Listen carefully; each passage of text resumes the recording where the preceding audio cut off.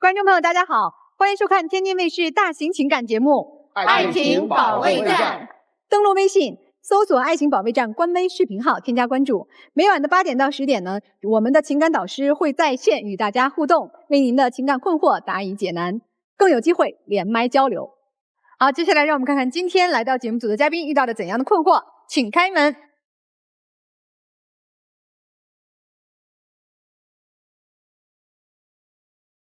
本期第一对情感嘉宾，盖先生50岁，来自吉林，个体；马女士38岁，来自吉林，个体。他们遇到了怎样的情感困惑呢？你参加节目的诉求是什么？1个月前，我们因为一些矛盾分手了，但是我心里真的放不下他，我很想通过这个节目挽回我们的感情。我觉得我们俩根本就不合适，他总是仗着他比我大，就像个长辈一样，天天的管着我，限制我。这就是他所谓的爱我吗？难道？我这根本就不是限制，我都是为他好，为什么他就不明白呢？我们能够跨越4000公里走到一起，真的挺不容易的。我希望他能再给我一次机会。所以其实你们俩的关系就是男生求复合是吧？对对对，我求复合。1个月前嘛，我们分开的，因为一些矛盾。所以呢，其实我心里一直都有他。我想通过咱们这个节目吧，解决我们之间的矛盾，然后呢，重新挽回我们的感情。好了多长时间分手的？我们在一起2年多了。当初怎么在一起的呀？因为我在西双版纳经营火锅店都几年了。他是去西双版纳去旅游，到我们店里吃饭。但是呢，他的就是女朋友吧，是我多年的好朋友。在我店里吃饭的时候吧，我们聊得很合得来。然后呢，我通过我女朋友也了解她之前呢有过一段婚姻，我呢之前也有过一段失败的婚姻。然后呢，我们各自呢都有一个男孩，所以呢，他旅游之后回到家那段时间呢，我就跟他联系，一来二去的吧，互相了解的比较仔细，所以说我认为挺适合的嘛。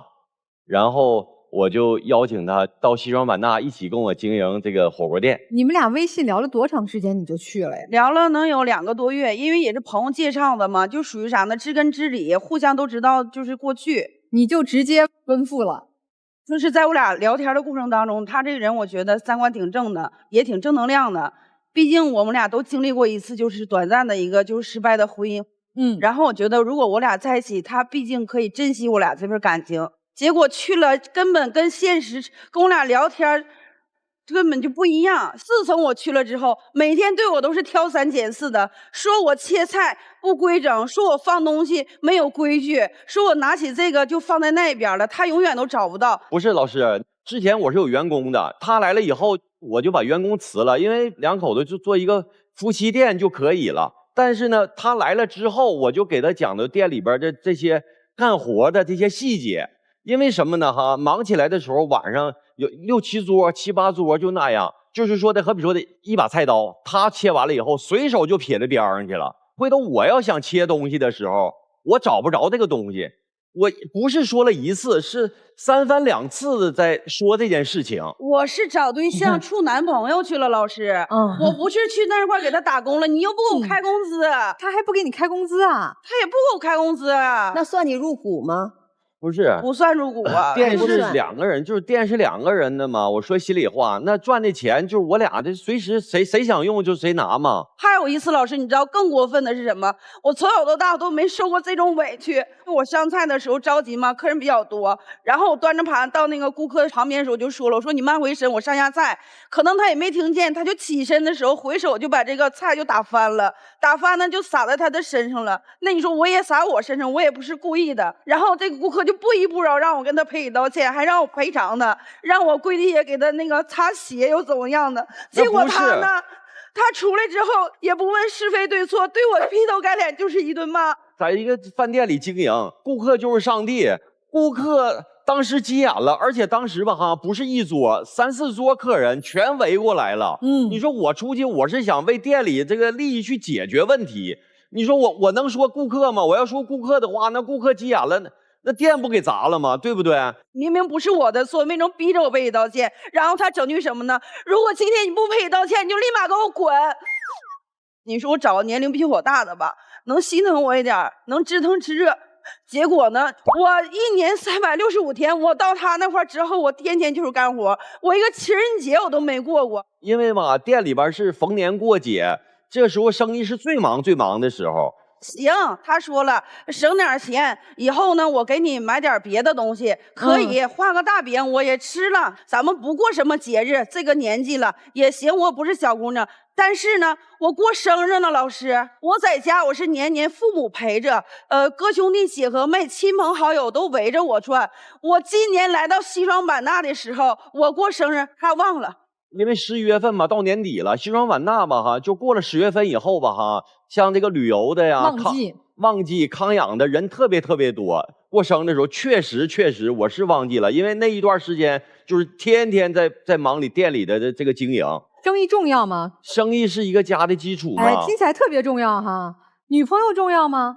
那更重要。听到现在没觉得哪儿重要。我吧就希望啥呢哈，就是通过自己的劳动努力吧哈，多攒一些钱。毕竟他有一个孩子，我也有一个孩子。听懂了。这个反正在这个工作上，老是挑三拣四，在生活上呢？生活上老师更过分，什么都限制你，控制你的自由，你就不能出去消费，你也不能出去跟朋友聚餐，我只能在店里跟朋友吃个饭。然后在我们店里的时候，你像我们做餐饮的，来顾客的时候吧，需要就是喝酒之类的吧，然后我可能就要陪一陪他呢，就生气了。不是啊。我说句心里话，顾客来的时候，你过去敬2杯酒，你就撤下来。那你说的他吧，居然就是坐在那儿就一直喝，而且呢，你说的陪顾客还能喝多了。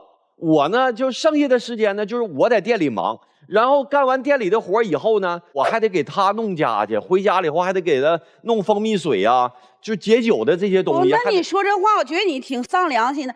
他总说他那个多挣点，那我出去维系顾客，我不也是想拉个回头客吗？你说店里有的时候哈，忙的时候，他居然找他的朋友来店里边喝酒。我这些朋友怎么差你1瓶酒钱了？人家每回来，人家是咋没给你转账还是咋的了？你说他的朋友来了以后吧，哈，你说喝酒吧，喝到早上7、8点，天亮了以后才回家。你朋友来时我没陪呀，我是不是也陪到天亮啊？结果陪到天亮，你让老师啥呢？我陪到天亮，我不是喝酒了吗？然后我出去的时候，我骑那个电瓶车，有一个出租车拦在那个过路口了，出不去。我说你往前给我动一动，挪一挪。结果那个司机就骂咧咧的。那我一个东北姑娘嘛，那你要骂我，肯定生气呀，我就骂他了。然后他就看我俩骂起来了，而且他还摔倒了。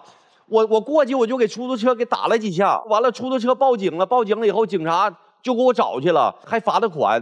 给我关了一天。重点是他回来之后，他埋怨我，他说的当然了啊，你耍酒疯，你要不耍酒疯，你就不能。我就想老师问一下，就是咱不喝酒情况下，有人挡着你路，你说你让他挪车，咱正常吧？那如果说他回头不挪车骂你，你不骂他吗？老师？哎呀，我一般不骂。要理智的人，就如果不喝那么多酒，如果理智的话，他不会就是说发生这么大的矛盾呢。你是老爷们吗？你说的是人话。老师，我下去了，我不录了。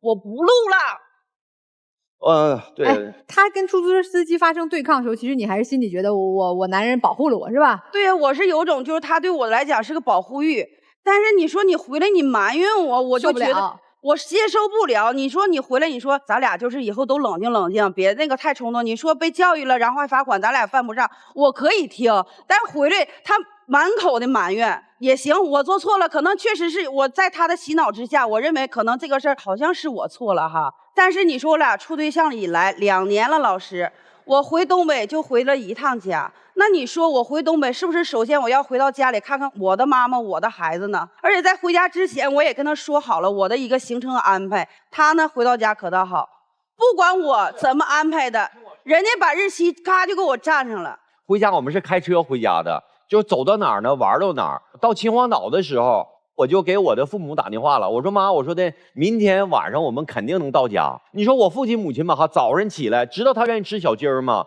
早上起来就去市场买的鸡买的鱼，做了1天的饭菜，就准备看看这个儿媳妇，因为毕竟我父母没有见过她，在视频见过她，就等着期盼的就是说的我们回到家里吃第一顿饭。那怎么了呢？他跟他父母定的那天也没跟我说，他自己就私下定了。那你说我第一天当天到家，我不也得回家吗？我这意思是啥呢？哪怕陪父母吃20分钟的饭菜，哪怕你有事你再走，这父母他心里也舒服，因为忙了一天给你做饭，人就是期待这个。他去没去啊？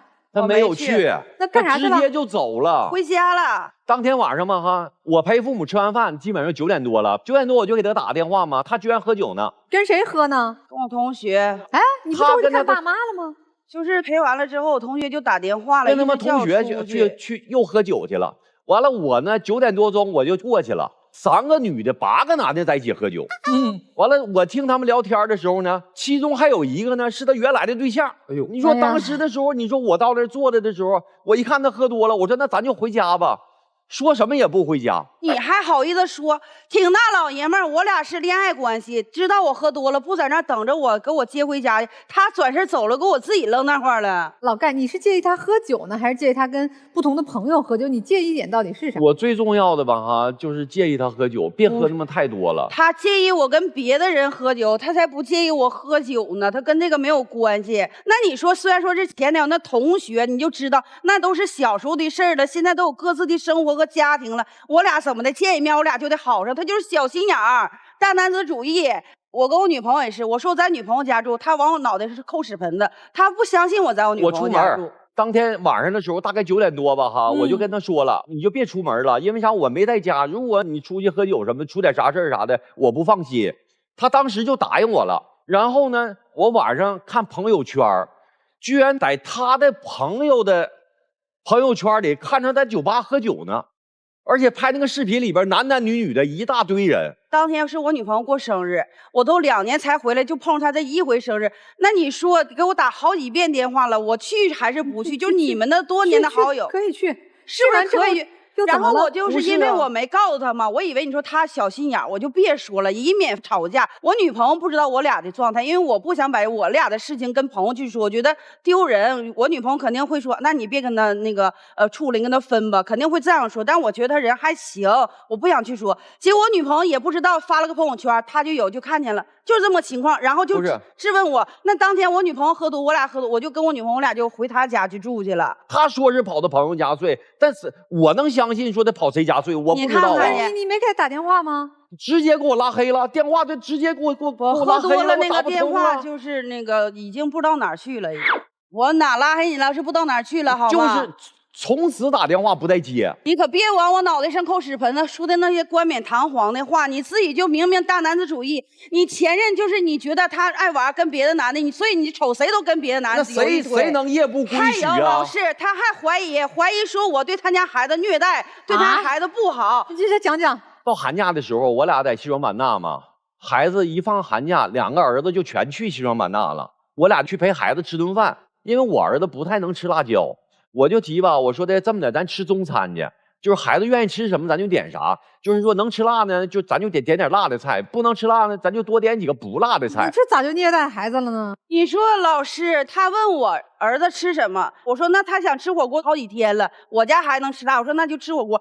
我也不知道他家孩子不能吃辣，你要说不能吃辣，咱要个鸳鸯锅好不好？你也不说，你就说那我给你个建议，咱们吃个炒菜。那我就想，那吃炒菜在家咱俩就炒了呗，谁不能做呢？那你出去不就得吃点咱家没有的东西吗？那我就没寻啥，那就去了他也没说他儿子不吃辣椒，然后也没吃几口，回家他又给他儿子整的。你还说我对他家孩子不好，他对我家孩子也那样，谁也别说谁。那我家孩子那个大过年的，1年不来一趟，来那么几天，就玩那么几天游戏，他就可能啊，你家孩子半夜打游戏啊，你就伤害眼睛咋的？我说你教育我行了，我儿子你就别教育了。结果那天呢，他呢喝了点啊。之后你把我儿子招出来，给我儿子一顿教育，还可生气教育，我就老生气了，我自己都舍不得说。你说你还说我儿子，这什么事儿导致你俩分手了？不是分手1个多月吗？就是这些事情累积到一块儿了，然后过年之后，我心里说实话就挺不痛快的，然后一直就压抑在心里。我有时候我就出去自己放松发泄一下，就喝点酒。然后又是喝酒，哎呀，他呢也出去喝，也不管。然后我俩就因为这个事，我俩全都吵架，就干仗。然后结果我就一狠心，我说那我回老家了，我就回。你就走了？对，我就现在在吉林。就是这种爹系型的男友让我很崩溃，像我爸一样教育我，不仅教育，还教育我儿子，还得教育我妈。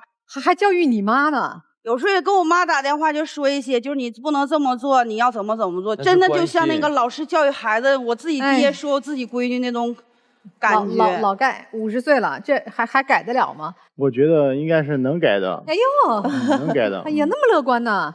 我觉得他改的可能性很小。那你觉得他俩咋办呢？因为我觉得这个姐姐吧，她就是奔赴了4000公里，已经有很大的勇气了。但是我从她说的这些话当中，我觉得她受尽了好多委屈。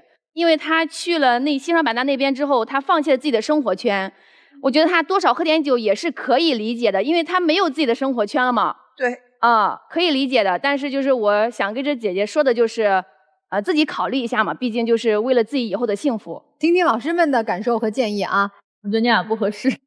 其实很多女生啊，会把自己的就是付出了很多很多，以为那是感情，其实不是，是你在这一段关系里面长久以往没有达到你的期待而形成的一种我不甘。就这个东西跟你对他的爱情无关，其实说实话，你对他有多少爱情没有，你对他更多的是什么？不理解、不甘心。你为何这样？你为何要我这样？其实你会有更多的想说，我其实明明付出了这么多，但为什么你就是不能听我说话呢？你为什么就是不能理解我呢？其实你是想要那种年轻小女孩谈恋爱，你其实这样东西很简单，但是我跟你说，这个人他给不起。他现在为什么想把你哄回去的原因是，说实话，他也不好找比你更好的对象。你确实小他12岁啊。我觉得这12岁他没有打出他一个大你12岁应该有的一个认知差，没有，他也不会成为你心里那个能够什么你说知冷知热，我跟你讲不好意思，他知不了。而且甚至这个男的是他很多时候他更在乎他的面子，而他不是去在乎你，比如说他去在意说你跟朋友去喝酒，他觉得他丢人了怎么样的，他在意的不是你为什么去喝酒，他在意的是你不要再做这件事情，而不是你为什么要做这件事情。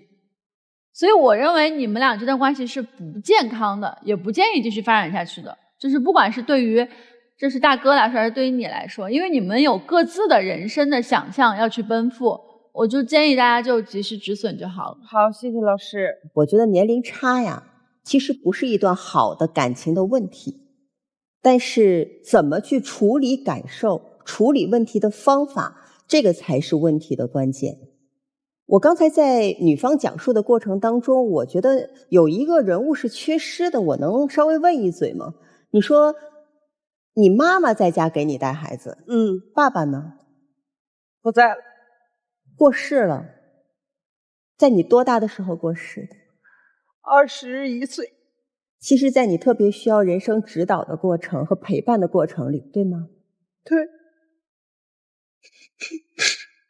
我们常常都会说啊，一个缺爱的人才会去寻找一个比他年长更多的爱人。你知道他是为了什么到4000多公里之外的西双版纳去找你吗？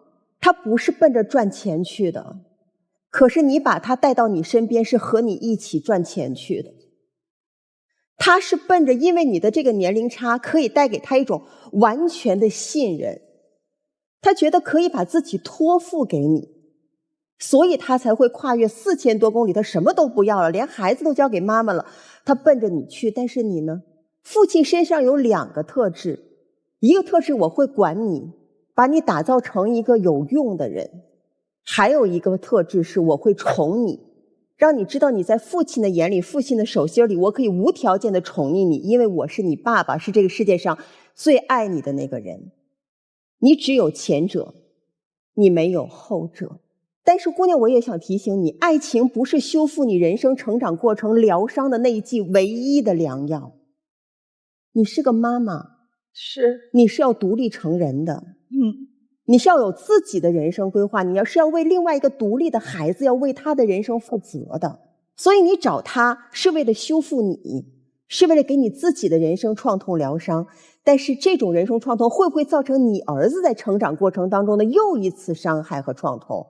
我觉得这个事情是要想一下的。我一直都觉得你喝酒那是一种你表达不出来，却只能用这种方式去让自己痛快痛快，甚至没有办法，没有任何人听他去表达。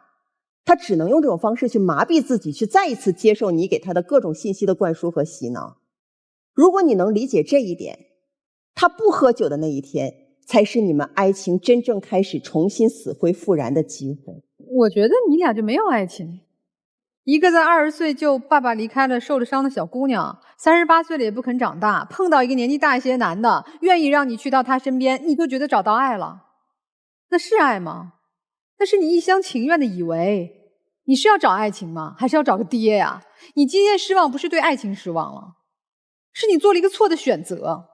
成年人要找的是伴侣，所以你自己选错了对象，姑娘，你知道吗？你跟一个人在手机上2个月聊天，你就能为了他放下老妈，放下孩子，奔赴4千里，从那儿就错了。你就没把自己的爱情当回事儿，你也没把你自己当回事儿。儿子几岁啊？15，青春期的小孩，你就把他放下，交给外婆，交给姥姥，你就跑到西双版纳找一个男人去了。所以我觉得很多今天的苦是我们当初选择出了问题，但是既然选择出了问题，我们今天对选择的后果要负责。所以我给你的建议非常简单，好好陪伴儿子长大，回到你原本属于自己的战场和阵地。好，你在他身边守着没有任何价值和意义，而且这个男的他也真的不爱你。我明白了，老师。你别在场上急赤白脸的，好像觉得我都是为你好，是为你自己好，你没有为他好。哎，你比人家大12岁，人家抛下儿子和老妈来找你，你让人家干活，我听着就生气。你是找一个服务员吗？你们俩不去先了解彼此，去培养感情，直接上来就开什么所谓的夫妻店。什么叫夫妻店？夫妻同心，我们一起开店才能赚得利益，是为了这个家。你俩没家没关系，上来就干活，根本不了解彼此的情感需求、生活需求、个性状态，就裹到生意当中，这叫一开始定位就不准确。说实话啊，我建议你们分开，各回各的阵地。你在你的战场经营好你的饭店，挣好你的钱，养好你的孩子，他回到他的妈妈身边去尽好你自己应该尽的责任。我始终觉得人生是分阶段的，把每个阶段该做的事情做好，最应该负的责任负好，其他的幸运美好都会接踵而来。如果顺序搞错了，那迎接自己的只有不满意，只有失望，只有伤心。我刚才听到一个细节，儿子已经15了，是吗？统计过青春期的孩子，没有父母督促的话，85%的孩子是抵抗不了游戏的诱惑的。你离开孩子2年，从13岁到15岁，把孩子丢给你的妈妈，然后你说孩子到了妈妈跟前玩会儿游戏怎么了？但是我一听他玩游戏是玩到半夜呀，你对他一些不那么健康积极的行为，你是不加约束的，你是放纵的。不在你面前的时候，你把孩子交给一个年迈的外婆，你觉得他会不会有可能接下来手机成瘾？你判断，你觉得这种可能性有没有？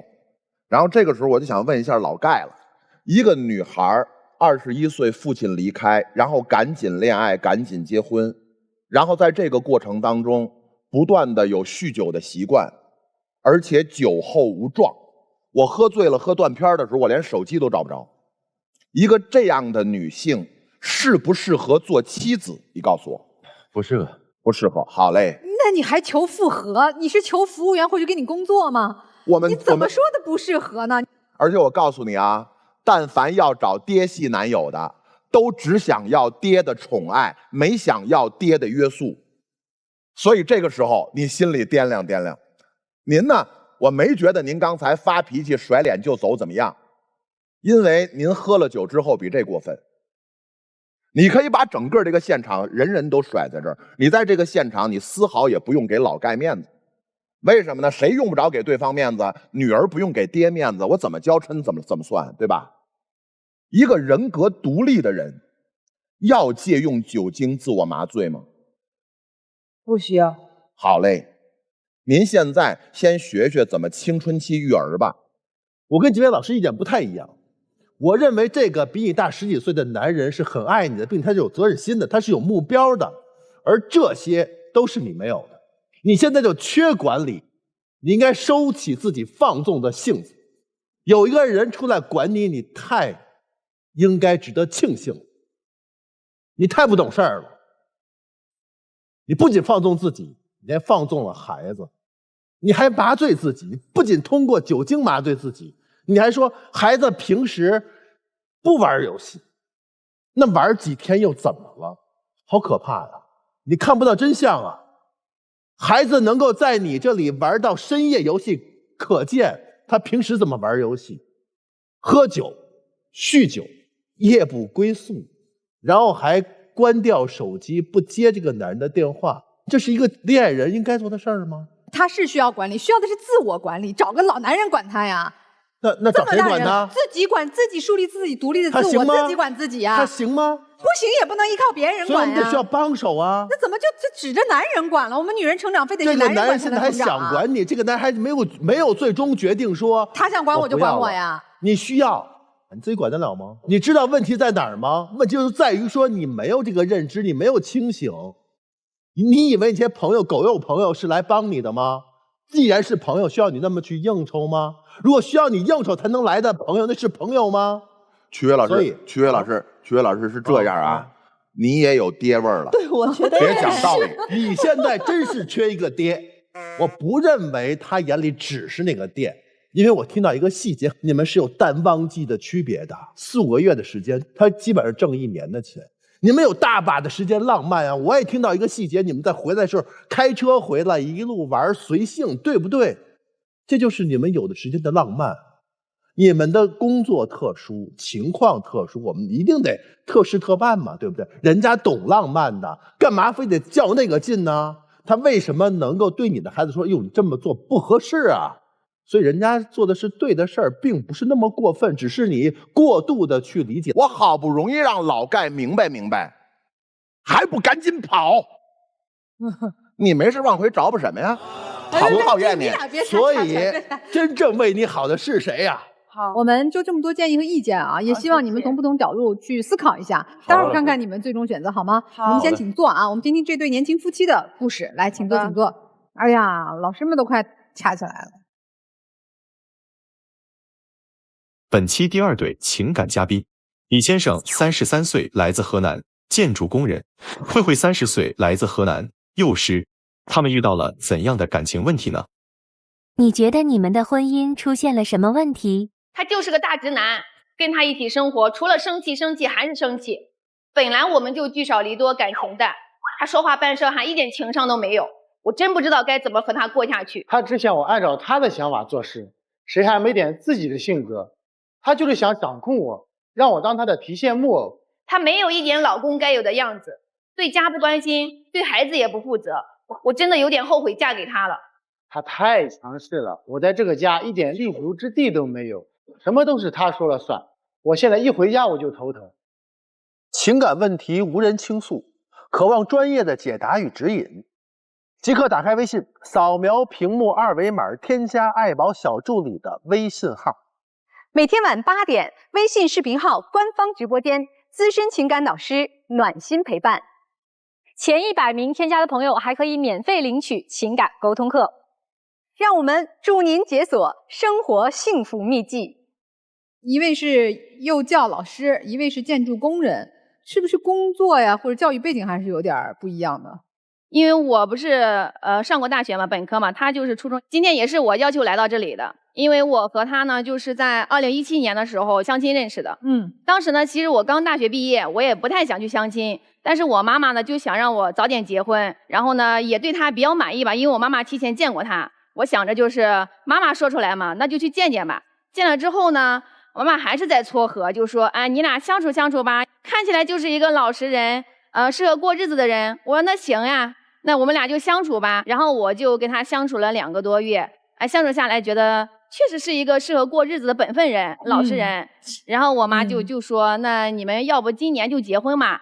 我们就在同年的6月份订了婚，9月份结了婚。但是之前你们就应该知道你们的教育背景有点不一样啊。是的，当时没考虑这个吗？考虑了，我不是一直就是不太愿意嘛。但是妈妈就觉得其实学历对于过日子来说没有太大的影响，只要这个男人就比较老实就可以了。后来出什么问题了呢？你一开始就想清楚了呀，对吧？他就是这么一个靠体力活支撑家庭收入的一个人。是的，我对他的工作没有什么就是不满意的。我不满意的是我自从跟他结了婚之后，我发现他就是一个没有情商的一个大直男。就特别不会说话，你知道吗？老师，就是有一次我刚跟他结婚，当时我怀着肚子，宝宝应该有6、7个月了吧，肚子特别大。那时候我还就是在参加考试嘛，我就想让他开快一点，我就在旁边催促他，我说：“哎，老公，你开快一点，你看我马上就迟到了，迟到都进不去了，进不去，今年就考不了了。”我就说了这几句，哎，他不耐烦了，他脚踩刹车让我下去啊，老师你知道吗？我肚子那么大，让我下去步行去考试。我步行到考试门口之后，考试已经关门了，我没有去考试。老师，你知道吗？最可气的是什么？人家直接开车回家了。我最后我大着肚子，我没有考完试也就算了，我出来门见不着车，我打电话不接电话，你就不心疼我就算了，那不是心疼孩子吗？那不是我也有一点生气嘛，然后我也就回去了。哎呀，反正从这件事上能听出来，你这老公确实你说什么来着，没情商的大直男哈。到现在都不知道低头哄哄媳妇儿啊，听明白了。那还有什么事儿让你觉得这日子过得太难受了？前年的时候，我们决定去沙滩上玩。当时的时候我在手机上看那个比基尼嘛，我只是在手机上看一看，他在我旁边坐着，然后我就说，哎，老公，你看人家这模特穿的比基尼多好看呀。他倒好，人家直接接一句，咦，看你肚子上大刀疤，难看死了，这都不适合你穿。那我说的不也是事实吗？哦呦，听听事实。哦呦，有些事实可不能脱口而出的。还有呢，老师，你知道吗？还有啊，你说。就前一阵子他刚给我买个新车，也不能说他给我买的，是我们俩共同的财产买的。我开车时候是前面那个车急刹车，我呢也急刹车，但是我后面那个车他撞到我车后面了，那我又没有经历过这种事儿，那我第一时间肯定给他打电话吧。给他打电话，你猜人家第一句会说什么？车有事吗？赔偿的事谈好了吗？我给你打电话就是想让你问我这2句话吗？因为车是刚刚买的呀。听听，车刚买的。老婆可娶了好多日子了。你这对，老婆持久了，车刚买的。你就挑事儿吧你。得花钱修。挑事儿。不是，他说话的口气啊，我都能听出来，他人没事儿。那你的意思就是医护人员给你打电话，就是我就有事儿了，是不是？是这个意思吧？哎呀，我刚才看这个小片里说，好像这个也不太管孩子是吗？老师，你提到孩子，我才是生气火冒三丈。你说说。我给他生了2个孩子，第一个男孩，第一个女孩。他平时一般都是在外地干活，他不怎么管孩子。我平时在家上了班之后，下班要辅导孩子，辅导完孩子还要做家务。他倒好，他来到家里。人家都觉得，哎，干一天活了他累，咋我不是人呀？我不累呀？人家就躺在沙发上刷手机，躺在床上打游戏，就搁这。我做好饭，人家坐桌子上一吃，扒拉嘴就走了。教育孩子方面，那根本就不带搭理的啊，不带搭理也就算了。我在旁边教育孩子，还指手画脚，孩子犯错，我是不是给孩子指正？我会发脾气，这是正常现象吧？我总不能还心平气和给他说话吧？他倒好，他来到跟前就是。哎，你咋就指责我，然后拉着孩子走了。你倒好，你在孩子跟前当好人了，把我晾到一边。你孩子肯定觉得我妈就是坏人，我妈今天教育我就不对。你看我爸就来了，我爸就指责我妈了，是不是？要么不管玩手机，要么就是一管就还给你惹事儿，搞得更难受。我那工作，我那是体力活，回到家里面就累啊。工作是收入很高吗？收入还可以，最起码我挣的钱全部都交给我媳妇了。老公给媳妇上交工资那不是天经地义吗？你不交给我，你自己花呀。反正我把钱都上交了，然后我这是出于信任他，是不是？把钱我都上交给他了。那个时候他跟我说要买房子，我说那个房子咱先不买，那个房子离我们家太远，咱们再考虑别的。然后等我回家了，房子都已经买过了，我都不知道，我都没参与。我买的房子就是为了儿子上学用，有学校，有医院，有超市。咱买房子不就是为了图着便利吗？是不是？他就是觉得就往东边买，可是东边连个什么都没有，你买到东边有什么用啊？东边离我们家近啊，咱们买到那闹区。你买房子是不是为了儿子上学用啊？你离家近有啥用？你一天回3趟老家呀。后来装修怎么着？提到装修，他每年在外面工地上班，就是老板给的钱每个工地都不给完。但是装修房子属于家的急事，因为去年老大要上学，要用这个房子，那我不是着急着装修嘛？装修后期的时候少了几万块钱，我就给他说，我说，哎，老公，你看咱家装修房子，也是件着急的事儿，你就给那老板打电话，外面外债10几万呢，你知道吧，老师？然后我说你就要个几万块钱，咱把装修事儿先过了，是吧？人家倒好。那老板都没钱，有钱早就给咱们了。哎，我说你为老板考虑，你媳妇都火烧眉毛了，你还替人家老板考虑？人家老板差你这几万块钱吗？就不打电话，你知道吗，老师？后来我不是打了吗？是不是？你后来打电话是不是因为我再三给你说你才打的？我要是只跟你说一遍，你绝对不会打的。那首先啊，我的工作他就是到年底才会结交工资的。然后中间问人家要钱，本来就不太合适。那你们俩为什么要选择这种两地分居的生活呀？这不更不有利于你们好好的沟通吗？对吧？见面也少。异地太有影响了，老师，因为我是一个老师嘛，每到星期六、星期天，你看我就要休息，我就要去外面吃饭呀，是不是逛街呀？这是不是很正常的事儿？他倒好，每到星期六、星期天晚上的9点、10点开视频，你和谁出去啦？你在干什么？还有最过分的，就经常问我，你有没有和谁去约会？你和哪个男的出去了？我不记得我有这样子问的。你不记得，我记得。他就是心里担心，因为他很喜欢自己老婆，担心老婆又漂亮又不在身边，担心他有什么其他的想法。但是因为他就这个脑子吧慢哈，嘴巴也笨，他就直接说你到底有没有跟别的男的怎么样，是吧？他在外地，你担心他吗？我跟你说，老师，人家手机相册里面可有一张非常好看的照片呢。啥意思？给老师说说呗。啥？别在这装迷瞪！你说你手机里面那个性感的照片是咋来的？哎呦，还性感照片，咋回事啊？老性感了。我在外地嘛都没有，下班无聊的时候我会打一会儿那个手机游戏嘛，然后跟我一起玩游戏那个一个好友嘛给我发的一个照片嘛，不是我问他要的。他为啥给你发呀？那我也不知道。你就存下来了？我没有存下来。那怎么会在手机里呢？那我又搞不清楚了，我不知道，我真的不知道。我都不相信最基础的相册保存你不会。那你和这个网友有没有比较什么亲热的聊天啊？没有，这个绝对不会有，绝对不会有。那你让老师想想，没有亲热聊天就发性感照片呀？我怎么不相信你？你让老师的智商想一想，可能不可能？不是我也觉得奇怪，要是没有任何亲密的表示，我给人家发一张照片，我是吃饱了撑的吗？这事儿如果就那个女生单方面的问题，可以吗？如果这我可以接受。行，今天是慧慧想来的哈。对，您来是想解决什么样的问题，或者有什么样的要求？就我感觉，我跟这种大直男、低情商猪队友过不下去，我不想跟他过了。你是来分手的？对，我不想跟他过了。你们在家里讨论过吗？讨论过。那什么样的讨论了个结果？他不同意啊？可以这么说。那你是想让我们帮你劝劝他，让他愿意？对，还是劝劝他好好过？考虑过孩子怎么分配吗？孩子这方面就是我一个他一个吧。不是，咱们俩孩子多大了都？老大是儿子7岁，老二是女儿5岁。你带儿子，他带闺女？他带儿子，我带闺女。那他长期异地，无法照看孩子的这个学习怎么办？如果他要是不能照看的话，2个我都管，到时候他出抚养费。哎，你就不希望我们劝劝他，他改一改？老师，我跟你说实话，我跟他刚结婚的时候，我发现他是一个大直男，不会说话，我也这样给自己说过，就是你看也就结婚了。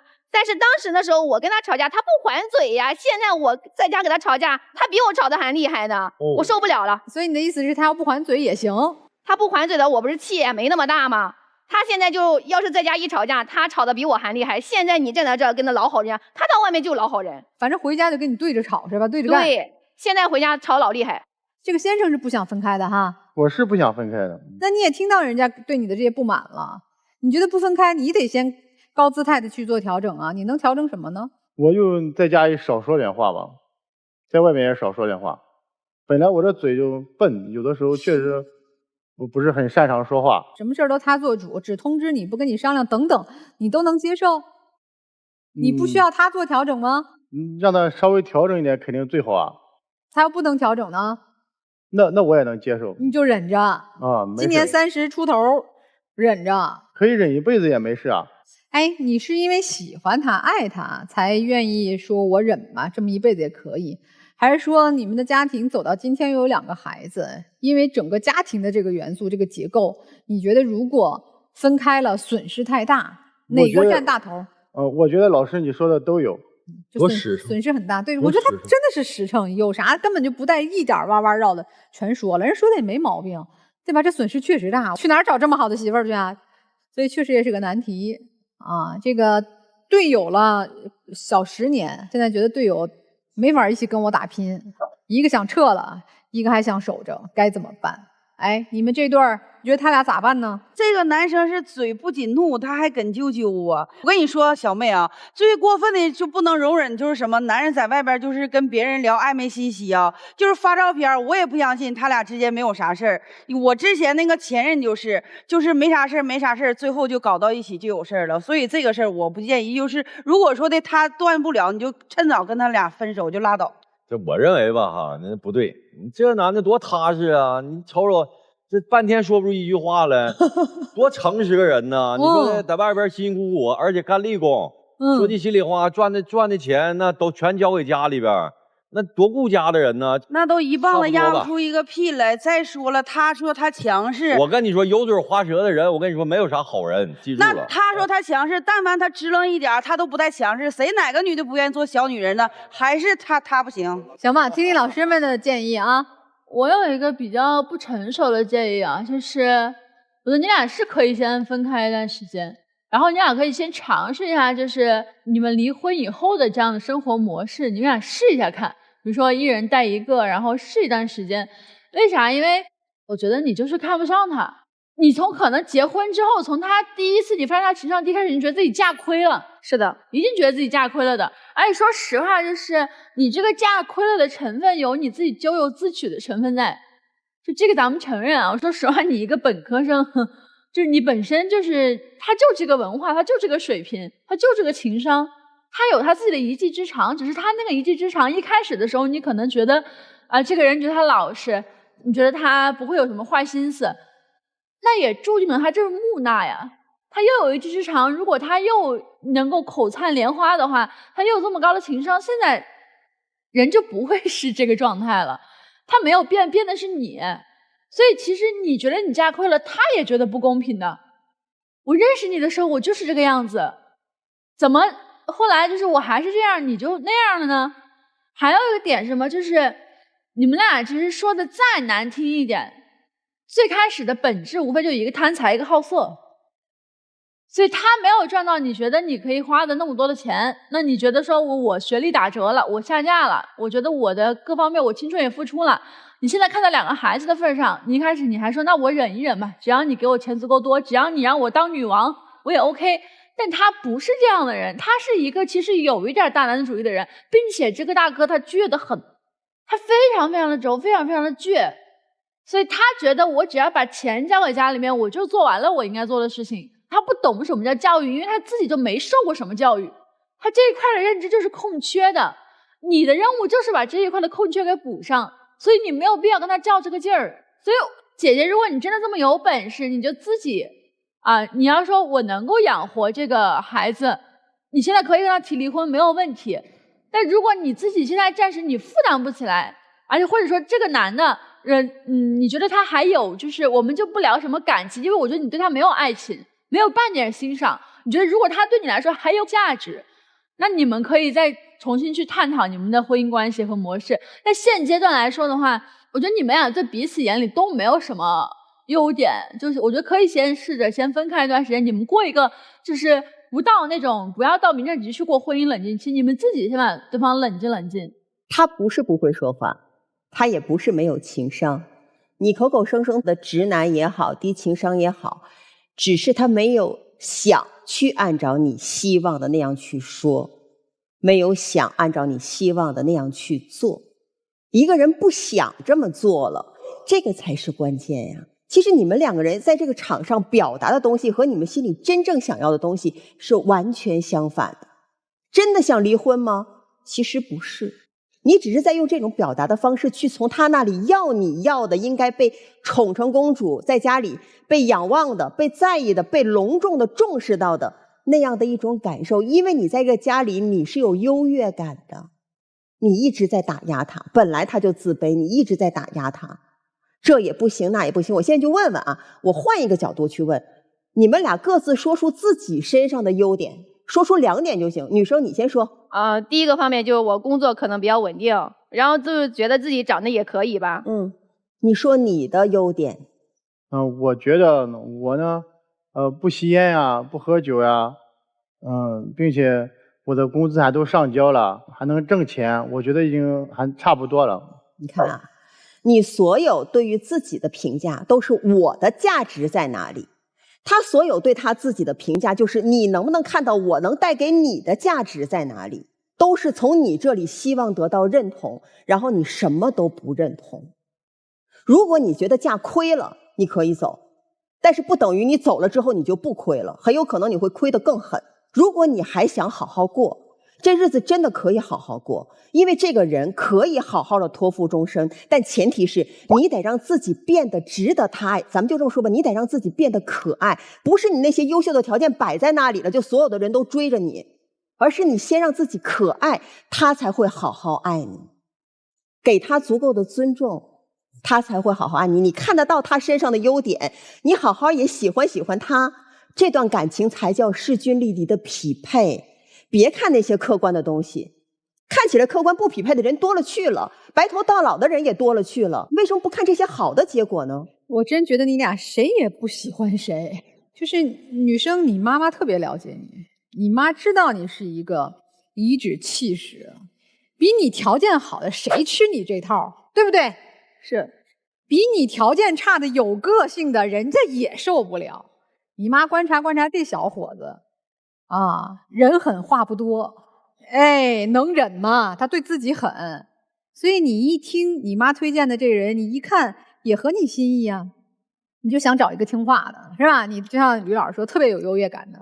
男生也一样，你俩半斤八两，说实话，你当时娶她也不是因为爱她，你也是虚荣心啊。你看我一干体力活的，我就凭着自己这么2把力气，我找一白月光，大学毕业生又漂亮，哎呀，我这也算是祖坟冒青烟儿。但没有想到我嫁一个人，我娶一个人，它是综合的。即便我在某一方面占了你的便宜，我还得在另一方面去付出我能够提供的东西。你是娶了一个年轻的、漂亮的、学问比你高的、条件比你好的女孩，你的附加条件是什么？你得提供情绪价值啊，把人家捧在手心里啊，为啥人凭啥嫁你啊？我说他也不是替你撑腰啊，你也不咋样。你找了这么一个老实巴交的、钱也全交的、没有花花肠子的、学历认知水平有限的人，你附带的就是他就是会相对木讷，就是会执拗。即便他有些条件不如你，他依然有自己的个性，有自己的需求，有自己的尊严，以及需要被平等对待的正常人的需求。如果还能再往长走的话，那真的彼此都得放下。女生要放下自己的身段，你要想到一个工地上的兄弟他需要的是什么，把你自己身上那点所谓优越感抛掉。婚姻中没有优越感，都是平等自由的柴米油盐鸡毛蒜皮。男生你要想把这白月光留在你身边，你还真不能说我就这么直的说话呀，你必须提高情商。所以不想散就都去努力提高认知，弥补自己没有的那一块，提高你们的亲密度，也许还能继续下去。严炳宏老师，请教您一件事儿啊，您觉得这个老公把所有的钱每个月按时上交给老婆是天经地义吗？以我个人的认知，不是。好，不是。然后我再问一下，您觉得是天经地义吗？每个月老公1分不剩全上交给您？我们家是反的。是反的，是吧？然后我再问一下文老师，您觉得这我没有老公啊？好嘞，好嘞。你看，我也觉得不是天经地义。哎，曲老师，你觉得是吗？我觉得是。哎，对，你看啊，我们这儿各个年龄段、各个性别都有，对吧？我们4比1，有80%的人认为，老公每个月把所有的钱都上交给老婆，不是天经地义的。而且我个人还认为，如果有一个人，咱不论男女，他愿意把每个月挣的钱都交给我，我不管他是不是我的至亲，我心里对他会有点感激。我不会当着所有的人说他不会说话，他不会过日子，他智商低，他情商低，我不会这么放肆的表达我对他的鄙视。我告诉你老李啊，我不做他的工作，他已经非常坚定了。而且虽然我支持他的意见，我不是以他的那个态度支持。我为什么支持他的意见？老李，我告诉你啊，夫妻2个人如果不幸福是会变的。怎么变呢？最开始会失望，我的每个要求你都做不到，我失望。我失望多了，我会变得不耐烦。我天天要求你这，要求你那，我都不耐烦了，我的语气会越来越激烈。接下来从不耐烦会变成什么？会变成鄙视，因为我知道你永远做不到。从鄙视之后会变成仇恨。我的意见是好聚好散，因为一对儿女还要共同抚养，好吗？老李，咱别进牛角尖儿。咱们今年33岁，儿女双全，咱不钻牛角尖儿，在一起好说好商量，不在一起好说好商量。老李行不行？行，先生肯定是很幸福。在他的认知里边，对，所以说每个人认知是不一样的，所以先生一定是不想离的。在他觉得很幸福的状态下，他就不会做出很极端的事情。他觉得这段婚姻是来之不易的，对吧？所以你老公非但智商不低，还挺高。他甚至于在用一种大智若愚的状态。他如果不用这种状态，你怎么可能和他在一起？他很珍视孩子，他不会说太多，但就觉得当孩子是哭的时候，那种状态你就不能再去刺激孩子。是你在工作场合，你知道别人的孩子我应该怎么样，我应该用正确的方法，为什么自己的孩子却在伤害？你老公制止了你继续伤害孩子，再给孩子造成无意义的这种情绪的压迫，有何不对？他学历是比你高，他的语言是没有你善用，但他有爱。在那个一点，孩子需要的是爱，需要的是尊重，需要的是认同，需要的是理解。你没有给，你高知有什么用？对吗？这个婚姻你们俩的这个状态，我觉得你老公他知道什么时候该装，什么时候该软。然后你看他现在想靠近你，挪了挪又不敢上吧，还犹豫啥呀？情商教不了你，应该怎么样啊？抱一抱，抱一抱。所以说，我觉得其实这兄弟是个男人，他只需要什么呢？嘴再甜一点，肩膀啊再硬一点。其实他做得很好。哎，你看这妻子一直哭啊，其实可能薛老师还是说到了一些妻子心中已经好长时间不去思考的事儿了。他也认可这个男人身上是有很多优秀品质的，只是可能这么多年的这鸡毛蒜皮的生活，把那些优良品质你都就蒙蔽在心中的某个角落了，只看那些让你不舒服的。他有他的优点，所以你们也好好考虑一下，这眼泪背后其实我觉得还是有感情的。是吧？对，你们也稍微思考一下啊，待会儿看看你们最后的选择，好吗？来，我们请两组嘉宾回到门后。欢迎登录优酷视频和腾讯视频来收看我们节目的完整视频。哎，这不就对了吗？厉害！你可真厉害呀！他俩是唯一把钱交给老婆的，所以有共同语言吗？曲总啊，对，你也是把钱都交给老婆的是吧？你们都是把钱交给老婆的，所以我们内心才强大的，随便花。而且这太太其实好像也被你说动了，觉得自己老公确实有很多可取之处。但也别被这个点滴可取之处蒙蔽了双眼，还要看长远，还得在行动。好吧，好。登录微信，搜索“爱情保证”官微，添加关注。在每天晚上8点10点呢，我们的导师会轮流来到我们的直播间，为您解答情感困惑。您还有机会连麦互动。抖音搜索“爱情保卫战”官方账号，联系我们报名，不收取任何费用，小心上当受骗。好，我们来看一下我们第一组情侣他们的选择会是怎样呢？请开门。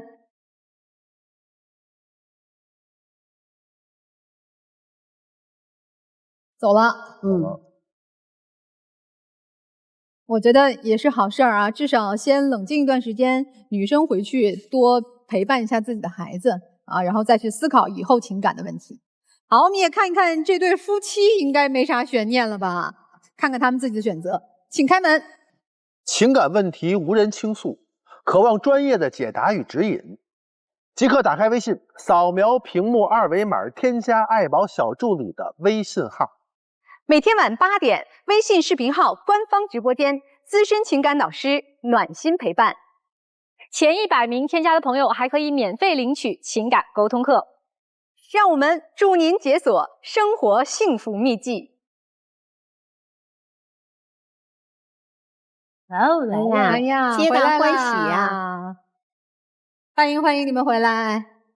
哎呀，有车有房有孩子有老婆，你看妻子出来了，还带着笑出来了。你代表你们小家庭说2句呗。就是通过老师对我们的调解吧，就是我也反思了我自己，我确实就是平时太强势了，就没有看到他身上的优点。然后刚才我在后面呢，我就想了一下，就是老师们给我说的话，我觉得就是毕竟也2个孩子了嘛。然后就是他以后要是能改的话，这个家庭，我在这个家庭还是挺幸福的。好，美好发生怎能不看？让我们一起进入中国广电真情时刻。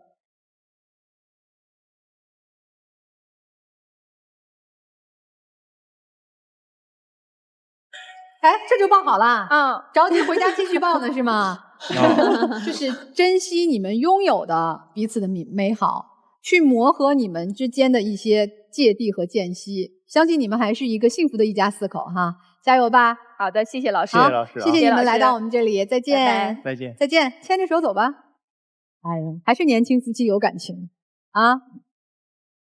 所以经营婚姻虽然不容易啊，但是我们如果有真爱真情，我们还是能克服很多婚姻当中的诸多的小风小雨，甚至是大风大浪啊！希望大家婚姻都能够白头到老。再次感谢我们的观众朋友收看我们本期节目，也谢谢我们老师的分享。我们下次节目再见。